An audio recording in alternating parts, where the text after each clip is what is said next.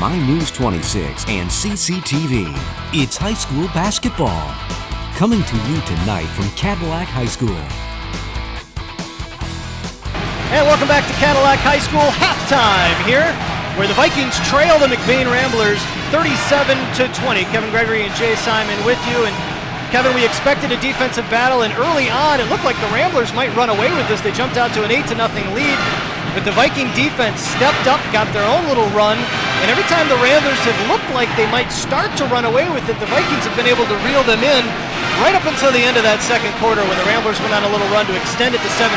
But you get the impression that if the Vikings can start to hit some stuff from outside, they might be able to reel the Ramblers back in on this one. Yeah, that's what's going on. Cadillac's having to find unique and different ways to score.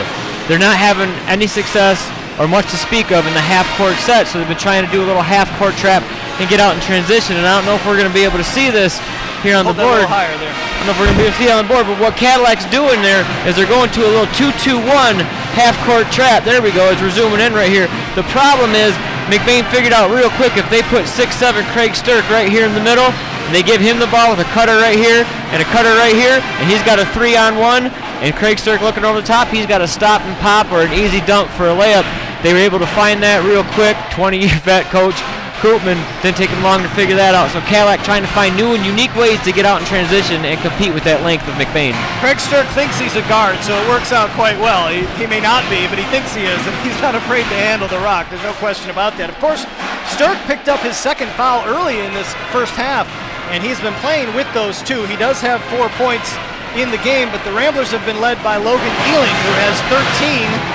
9 of those coming in the second quarter. Hit a long three, had a fingertip dunk on a breakaway. Pretty much doing it all for the Ramblers tonight. That's a dunk. That counts. It's fingertip dunk, but it's a dunk. It counts. And yeah, he's the catalyst. He's what spurred them to that little run in the second quarter. And we look for a steady diet of that here in the third. Meanwhile, for the Vikings, it's been Cooper Benson who's really helped them along. 6 points in that second quarter, trying to keep the Ramblers close. He hit a 3, 1 of 2 from the line. And otherwise, it's been pretty even. There's just 4 guys now for the Vikings who all just have a bucket. Keegan Brooks has a bucket and a free throw for 3 points. Meanwhile, for the Ramblers, Seeger Wiltzer has 7 points. Nick Rodenbaugh with 6. Jarrett Koopman hit a 3 in the opening quarter. He's got 5. Craig Sturck, we mentioned, with 4. And Garrett Verberkmos with a bucket in that second quarter to round out the scoring for the Ramblers. Third quarter action coming up on 26 Sports and CCTV right after this.